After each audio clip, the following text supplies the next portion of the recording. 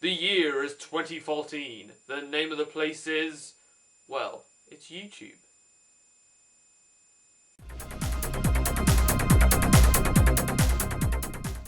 Hello everyone, it's me, Robert, back for another Ramblings. How is everyone? I hope you're good. A bit about the intro later on, but firstly, Star Wars, The Clone Wars. It's coming back. Season 6, which will be made up of 13 episodes, the 13 episodes that were originally going to be aired in the previous season, is returning to Netflix, which is brilliant because I'm a huge fan of Star Wars, The Clone Wars. I've grown up with it really over the past 5 years. It's been a part of my life which I've enjoyed, and it's a shame that it's got cancelled now, but I think it's absolutely thrilling that we're getting these episodes that we were promised several years ago now. It just is brilliant. It will be on Netflix from March, the first week of March I believe it is. However, I don't have Netflix, which kind of sucks because I won't be able to watch them. So yeah, I'm going to have to wait until they come out on DVD. But that doesn't matter, I'm still greatly just overjoyed that they're actually releasing more episodes. And there are trailers on the internet if you want to go and watch them. One came out yesterday, the most recent trailer, looks fantastic. I can't wait, I really can't. And of course, once that's over, that's it, the Clone Wars is finished. Which moves me on to my next topic for today's ramblings, which is Rebels. Star Wars Rebels, which is the series that will be taking over Clone Wars.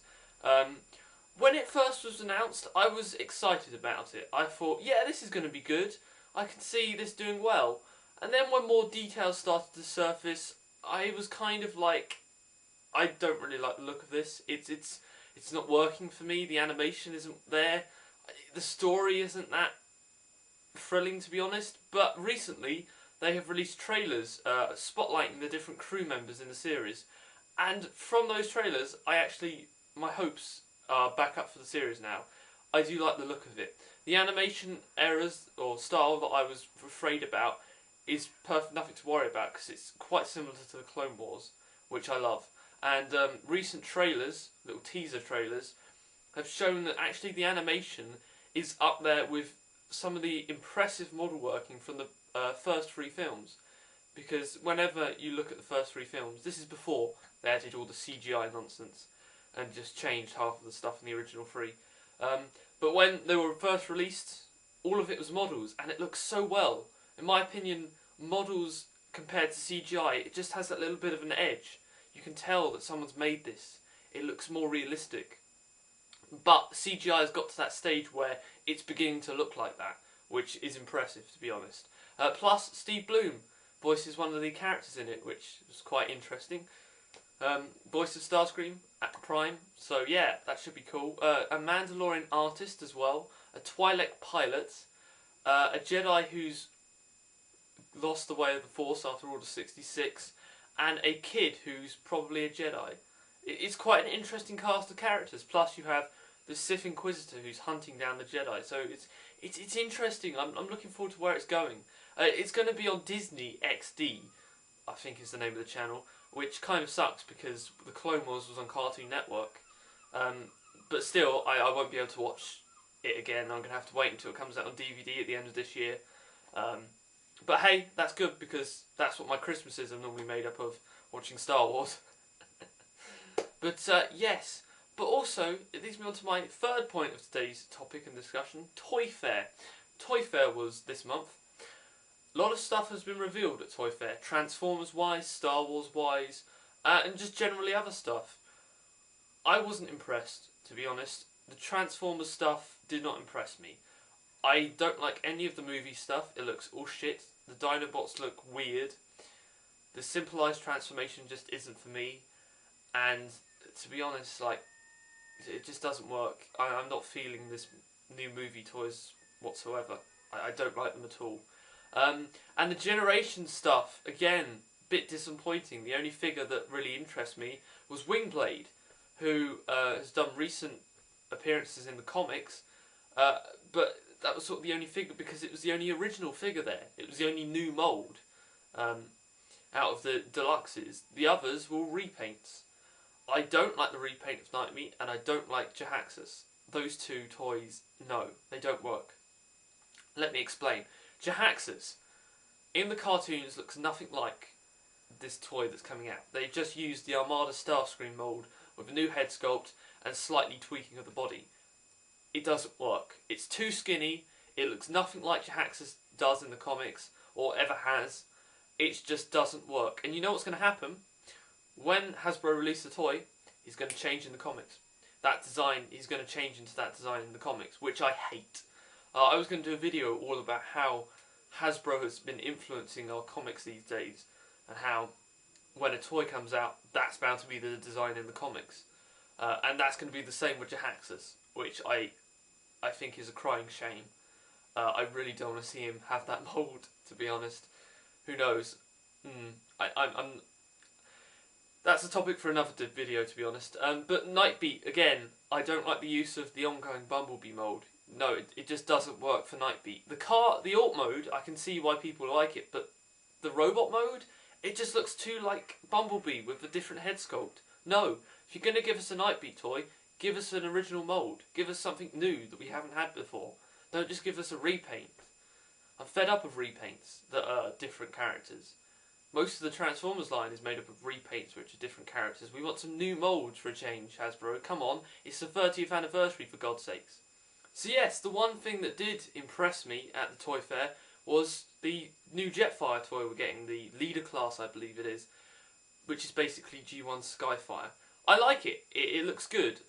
In terms of a Jetfire for IDW, the original Classics mould still holds up for its own today, and it's still a brilliant mould which I want to get. But this new one looks really nice if you're all about G1 cartoon accuracy. It looks pretty impressive, I have to say. The only thing I'm slightly worried about is this chromish red accessories that you're getting with it. It's a bit weird. I'm not entirely about it. It's slightly strange. But that was really most of the highlights or things I want to talk about in terms of Transformers. The rest were a bit disappointing, to be honest. Again, with Star Wars, a lot was disappointing. I have not been a fan of Star Wars ever since they simplified their figures. Last year or the year before, when they thought we'll give figures 5 points of articulation and that'll be it. Who cares if what the fans think?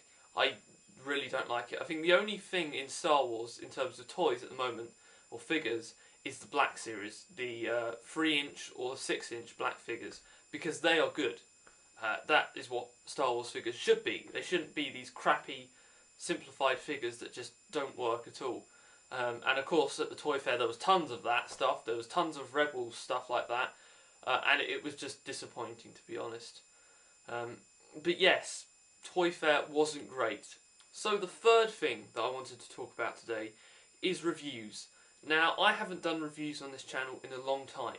There are two reasons for this. One, I'm as lazy as shit, and two, I've been having a think about reviews. How I do reviews, what are my strengths and weaknesses, what I think people who subscribe or view my videos want to watch, and what I feel more comfortable in doing. And it's come to realise that my strength is talking about the character's bio, their background, just stuff about their character. Putting the bio before the toy, which I know a few of you watching this video won't like. But in my opinion, I feel that I do reviews better if there is a substantial character behind the toy. I don't buy toys just for the sake of their mould. I buy them if they've got a good background character. For me, in terms of Transformers, and in terms of anything really, Star Wars, Halo, Doctor Who, anything, characters come first. So what's going to happen is reviews are going to go back to what they used to be, where I would sit here, talk about the character and their background and what they've done in terms of different continuities or in terms of different shows for about 15 to 20 minutes, maybe longer, and then I'll take a look at the toy, the alt mode and the robot mode. I won't be showing off transformation, which again, a lot of you are going to go, oh why, and start moaning. There are probably 101 videos out there of how to transform a figure. That's not the reason why people should come to this channel. If you come to this channel, you come for the bios. From now on, and it's going to be that. You come here for a toy's bio, a character, and then a look at the toy and what's good and what's bad in both of their modes, or if they have just one mode, then in that. Because showing off transformation has been done to death by people, to be honest. Now, obviously that's going to offend a lot of people, and if you think, well, I don't know why I'm watching these videos from this guy, if all he's going to do is talk about the character bio, then unsubscribe. And I mean that. If you don't think that the way that these reviews are going to go, if you don't like them, then unsubscribe. Because what I would hate more is people who are subscribed to me watching my videos and not actually appreciating the content. They're just watching them out of a weird sort of misguided loyalty. That's not at all what I want. You shouldn't be making videos on YouTube just for your subscribers. You shouldn't be making videos to see how many subscribers you get. Now, there are certain people out there on YouTube, I'm not going to name any names, that think solely by the purpose of making videos on here about Transformers or about anything is to try and get as many subscribers as possible. It's not. Making videos on YouTube is for enjoyment purposes. You enjoy making a video. I enjoy making videos. That's why I make them. And that's why there's gaps in between when I feel that I don't want to make videos. It's not like I have some sort of weird thing that I have to make a video. So if you don't like the way that these reviews are going to go, then unsubscribe now. I'm just saying this. But if you're interested in how they're going to go, then look forward to more in the future. I will start off with a small character or something small that hasn't got much bio and build it up from there, to be honest. But yeah, I just wanted to say this now. Reviews are going to change. There's going to be more editing in them as well. They're going to try and be more polished. It's not going to be me rambling on. The ramblings are going to be stick to these videos now. Reviews, they're going to be more streamlined, more knowledge, and a bit less actual looking at the figure. But after that sort of rant, I apologise for that. It went on for a bit long, I know. Iconic Reviews. We have reviewed the second issue of Escalation. It should be up this week, in fact. It should be up today or tomorrow. I'm not sure if it is, but go check out the website as always. And of course, whenever they're announced, you'll know because we announce them on different media, so you'll know. But yeah, just check out Escalation. We're doing well. It's pretty cool at the moment. Enjoying the review of Escalation. We're getting through IDW Universe quite quickly, I would say, considering how much we've got to go, which is a lot. It will take a good couple of years before we're up to more than meets the eye and RID standards. But yeah, that was really it for today's ramblings. I didn't want to go on too long because I know people get bored of these videos a lot. So there we are. Haul time. Only 3 things this week really, but there is a story behind one of these things which I'll leave till last. Firstly, I might as well show you this. I picked up the recent Star Trek, the official Starships collection, issue 14, which is the Cardassian Galor class cruiser. Why did I pick it up? I'm a huge fan of the Cardassians as well as the Dominion. Huge fan of Deep Space Nine. That was a must-have for me. I showed you in my previous video that I picked up the Jem'Hadar battle cruiser. I had to pick up that. Because at the moment the only 3 issues of this I've got is the Defiant, the Cardassian Galor, and the Jem'Hadar battle cruiser, which you can kind of see a theme there, really. Although I'm a huge fan of DS9. Talking about another station, I did pick up a DVD collection quite recently. A ultimate collection of an entire series of a sci-fi. Now this series came out in 1994. It's set in the near future, and it's set on board a space station. Yes, it's Babylon 5. You thought I said I was going to say Deep Space Nine, didn't you? No, Babylon 5. A sci-fi that not many people have heard of. The ones who have heard of it, it has its critics, but it also has quite a fairly good-sized fan base as well. There is a story behind this. Last month, I picked up the first season of Babylon 5, which I'll be able to show you from this collection. It is this. Signs and Potents. Very good value for money, I have to say. 22 episodes, 6 discs for under a tenner in HMV. Not bad at all. And this was my real first experience of Babylon 5. I had watched previous episodes before, in between bits, and I had watched Call to Arms, which I realised afterwards was the last episode, which kind of ironic, to be honest. But I watched it. I watched it throughout the month just gone. I fell in love with it. I really do like the series now. Yes, it's dated. The CGI effects, you can tell, are from that time period, and some bits around the edges could do with an update, but the story is still there. It still has a strong story and a strong character development, which a good sci-fi should have, to be honest. And I really love it. I really do. So once I'd finished the first season, the day after, in fact the day of finishing the first season, went on Amazon, had a look at the second series, and it was about £8 on Amazon, free delivery. Brilliant. Order that the next day. Luckily though, that evening I did a bit of research and I looked up what the third and fourth season was, and The Gathering, which is the pilot episode, which I didn't know about when I got the first season, so I really had to get the pilot before I moved on to the second series. And I found out that the pilot episode of Babylon 5, The Gathering, £24 on Amazon. £24 for a single DVD. That's extortionate amount of money. And the third season was £34. And subsequently the movies and later seasons were also expensive. And I did a bit of calculation, and I worked out that if I brought individual seasons, it would cost over £200. That's just a ridiculous amount of money. Not even the Star Trek Deep Space Nine seasons that I've got downstairs, I've got all of them by the way, that never cost that amount of money to get all of them. So it's just extortionate amount of money. So I did look on Amazon at the Ultimate Collection, and on Amazon it was £80, but I knew in HMV it was 75. So the day after, I got it. I got the Ultimate Collection, and here it is, of Babylon 5. I like the box. The box is nice. It's got Babylon 5 on the top there. On the bottom you've got all that's included in it. The thing what I would say about this collection though, quality control. Now, I've heard quite a lot of people had problems with this when it first was released. They had multiple DVD copies, certain seasons were repeats of the previous season, etc, etc. Or even some DVDs were missing. This has none of that. Everything's there complete, it's fine. The thing is though, the actual quality of the cases which each season comes in isn't that great. It feels slightly cheap.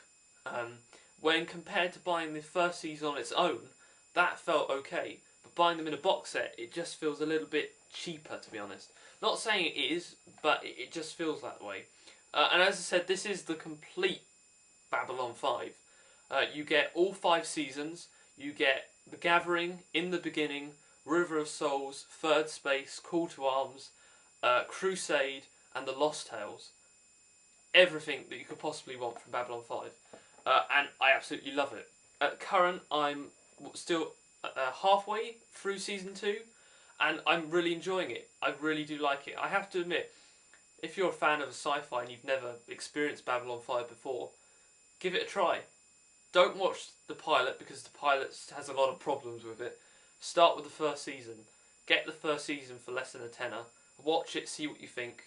If you like it, carry it on, because it's good once you get into it.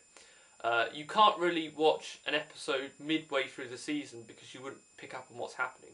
You have to watch it from the very beginning to understand all the plot threads. A bit like the new series of Battlestar Galactica, really. You can't really pick up an episode of that because you wouldn't have a clue what's going on.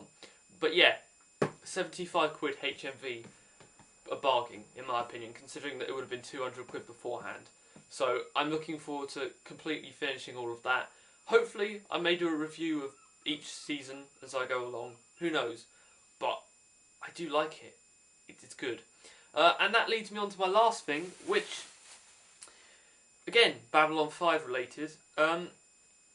I had an interview with Canterbury Christchurch University, which is a local city near me.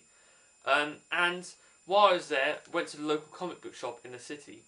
And I was looking for these comics because once I'd experienced Babylon 5, I did more research on what other franchises and merchandises they had. Now obviously they did figures, they did board games, they did all sorts, but they also did comics. And they were published by DC in 1995, so the chances of getting them were very slim. However, luckily, I went in there, asked them, they said, "Oh, we don't have any, I'm sorry." As I was looking round, they went, "Actually, we do have some in the back." And they showed me these three original comics. We've got Babylon 5 issue 6 of the second run of this comics there. We have issue 2 of In Valen's Name, which was the last series of comics they did. And then I also have issue 3 of In Valen's Name, which has got a nice looking Babylon 4 on the cover, exploding. Now obviously that relates into the series, and if you've seen the series you know how, but I'm just grateful that I picked them up. So I'm going to be looking for the rest of them, because these tie in to the series. They are canon with the series, which is another thing which I love. The events in the comics are referenced in the series, and again, events in the series are referenced in the comics. They all tie in. Brilliant. Absolutely brilliant. If more sci-fis did that, it would just be a better place, to be honest. But yes, that's it for the haul. Hope you've enjoyed it. March is coming up now. Not much happening in March. Again, Clone Wars is released on Netflix, but I won't be able to see it.